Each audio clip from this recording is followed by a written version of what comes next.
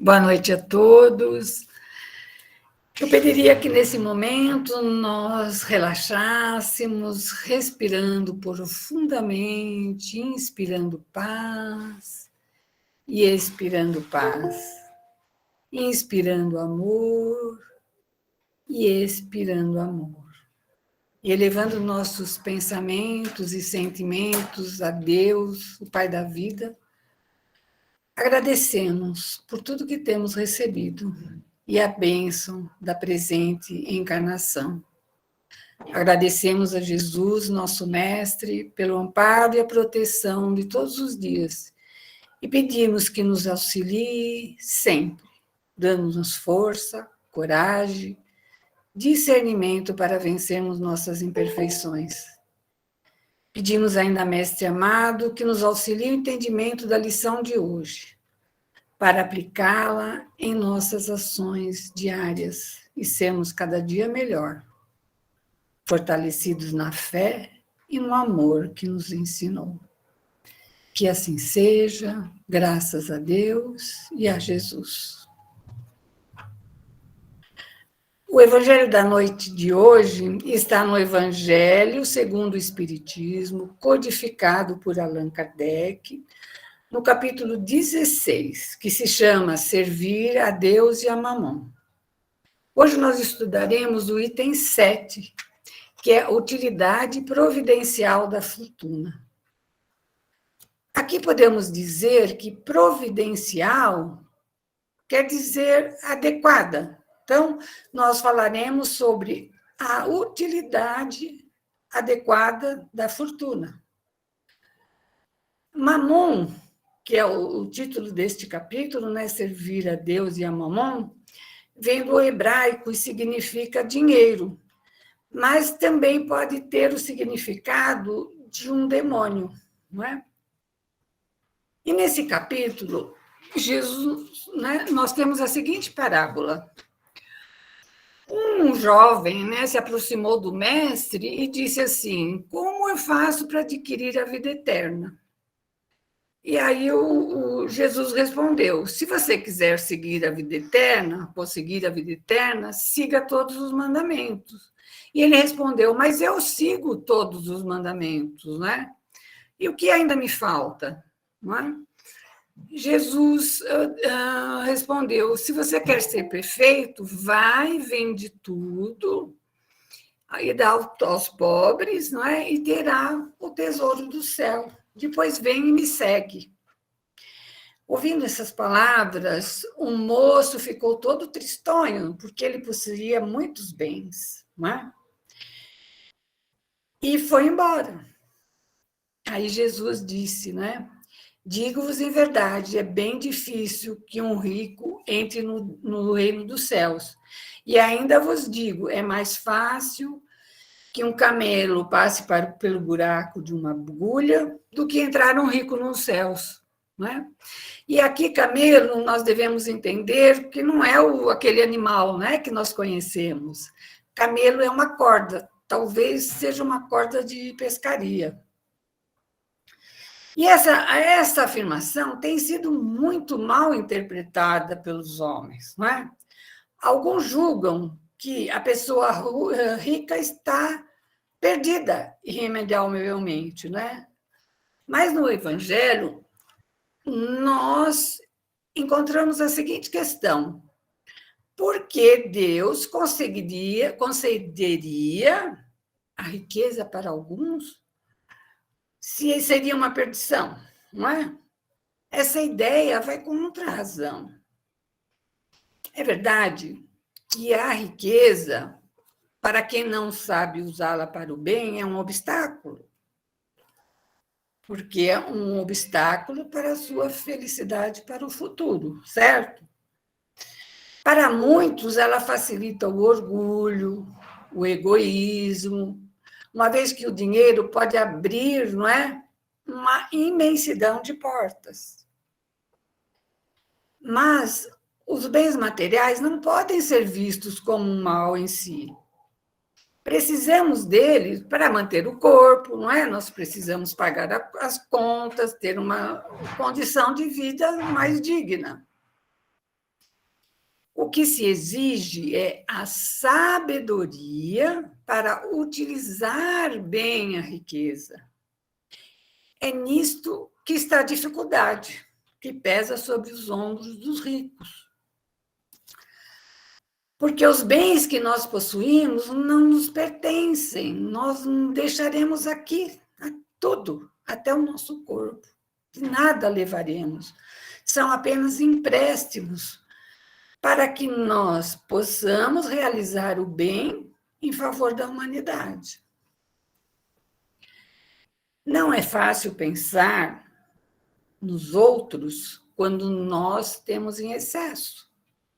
Aliás, nunca achamos que temos muito. Na questão 814 do Livro dos Espíritos, Kardec pergunta para os espíritos: por que Deus concedeu a riqueza para uns e para outras misérias? É uma pergunta que todo mundo se faz, não é? Por que essa divisão? Ao que os espíritos responderam, não é?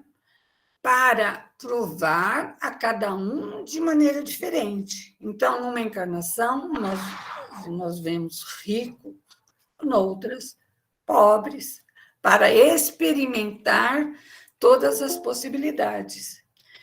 E lembrando que essas provas são escolhidas pelos próprios espíritos, que muitas vezes sucumbem a elas, né?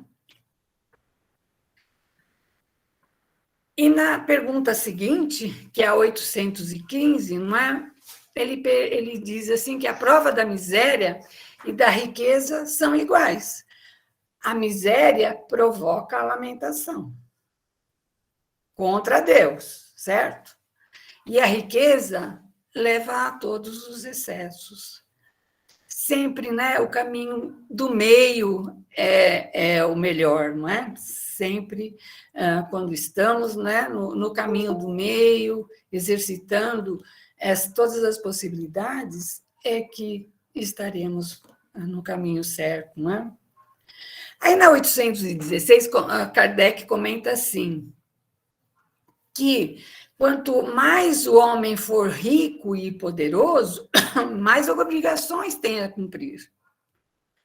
Porque tem mais posses, tem mais oportunidades, não é, de ajudar o próximo. E para o pobre, não é, Deus pede a resignação. E para o rico, o bom uso que pode fazer dos seus bens, não é? Então, a riqueza pode despertar muitas paixões. Nós vemos, não é? Muitas pessoas se perderem no meio de muita riqueza e se perdem espiritualmente, não é? Contudo, o fato da riqueza tornar o caminho difícil não torna impossível, certo? Porque nas mãos daqueles que sabem usar é um instrumento de progresso. Vejamos as grandes invenções, os remédios. Agora estamos vivenciando isso, né? As vacinas que estamos tomando. Sem o dinheiro não seria possível, né? Fazer as vacinas, né? E nós, como estaríamos nesse momento tão difícil? Pessoas beneméritas, né, que usam bem a fortuna, promovem empregos, financiam pesquisas, constroem hospitais, não é? Mas aqueles que conseguiram a fortuna de maneira ilícita, prejudicando muitas pessoas, estas pessoas, quando chegarem ao mundo espiritual, terão muitos débitos e serão cobrados pela própria consciência, não é? E terão para que prestar contas, de alguma maneira. Portanto, nós vemos que o modo como se utiliza a riqueza é o que conta. Quantas vezes nós nos mostramos dispostos a nos desfazer dos bens materiais? Temos lá no armário aquele monte de roupa que não serve, e nós vamos dizendo, quando eu emagrecer, eu vou usar. Não é?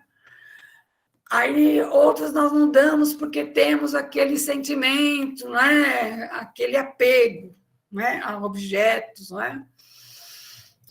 Porque nós precisamos das duas asas do progresso intelectual e do progresso moral. Não é? O homem está sempre buscando aprendizado, melhorias, né? Que não tínhamos no passado. Um exemplo é o celular. O celular chegou ao Brasil em 1990. E se alguém é mais antigo daquele tempo, vai lembrar que era um tijolão, não é? E ele só servia para fazer ligações. Hoje, nós temos os smartphones, estamos o mundo ali, né? Naquele aparelhinho. E nós não podemos pensar na vida sem um smartphone agora, não é? Mas tudo isso foi necessária muita pesquisa, milhões de dólares, não é? Então, a riqueza nos proporcionou muitas comodidades e muitos avanços, não é? E a riqueza, em certo sentido, é um elemento de progresso. Mas o progresso moral e espiritual, este é o que devemos procurar, pois só levaremos estes conosco, né? Nós precisamos urgentemente colocar as coisas no seu devido lugar. Tudo o que usa a alma, que é a inteligência, os conhecimentos, as qualidades morais e a espiritualidade, devemos colocar em primeiro lugar, pois somente essas nós levaremos conosco, como eu já disse antes, não é? A pobreza, em outro sentido, é uma prova de paciência e resignação. E aqui nós vale dizer que resignação não é cruzar os braços e dizer Deus quis. Não, resignação é não reclamar e ir adiante, tentar de novo, não é? Muitas pessoas entendem de maneira errônea. Deus só quer o nosso bem, não é? Então, pensemos nisso. A riqueza também é prova de caridade e abnegação, quando bem utilizada, não é? E nessa encarnação, nós tivemos a oportunidade de conhecer a doutrina espírita, que é uma doutrina libertadora que nos facilita o ensinamento dos ensinamentos de Jesus, como este, que é o apego aos bens materiais, que é um transtorno para a nossa evolução espiritual. Então, nós entendemos nessa lição que bens materiais não são maléficos. O que é maléfico é o apego que nós temos por eles, né? Então, nós aprendemos hoje que a riqueza é um elemento bom, não é? Exercita a inteligência do homem, e sem ela não haveria progresso. Nos diz o Evangelho nesse capítulo, essa inteligência que, em princípio, consente as necessidades materiais, ajudará o homem mais tarde a compreender as grandes verdades. Então, nós vemos que, nesse sentido, também a riqueza pode, né, nos levar a um progresso moral mais tarde, não é? A perícia está em administrar bem esses valores, né, como depositários dele nesse momento. Como? Como nós podemos fazer isso?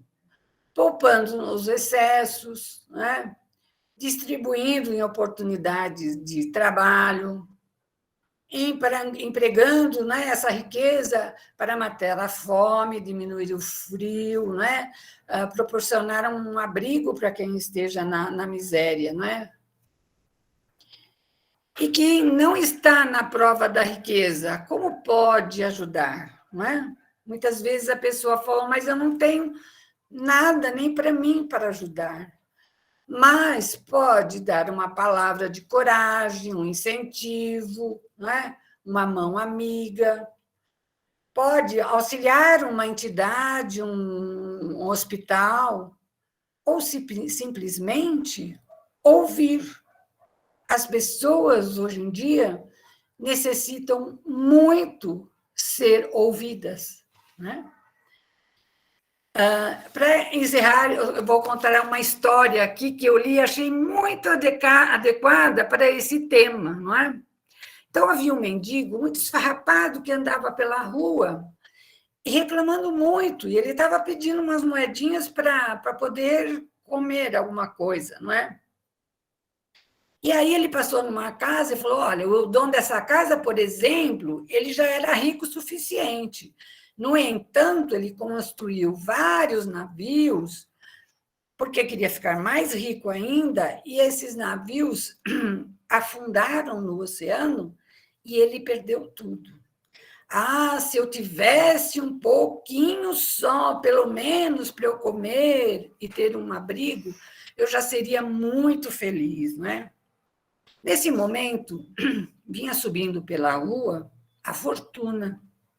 Ela chegou perto dele e falou assim, eu tenho visto você e eu queria muito te ajudar. Eu vejo que você tem essa malinha aí, né, que você carrega. Então, eu te proponho o seguinte, você abre a malinha e eu vou depositar moedas de ouro.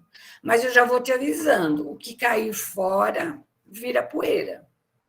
Ele ficou todo contente, né? E falou, não, pode colocar. E a Fortuna foi colocando. Ela falou, já chega. Ele, não, pode colocar mais. A mala vai estourar. Não, pode pôr um pouquinho mais. Ela falou, mas você já é o homem mais rico do mundo. Não, pode pôr um pouquinho mais, pode pôr. Nisso a mala estourou. E tudo virou poeira. E aí ele voltou a ser pobre, e ainda com a mala rasgada, né? Então, nós vemos que a ganância, não é? Nos leva, muitas vezes, a perdermos tudo, não é? Então, era isso que eu queria falar na noite de hoje.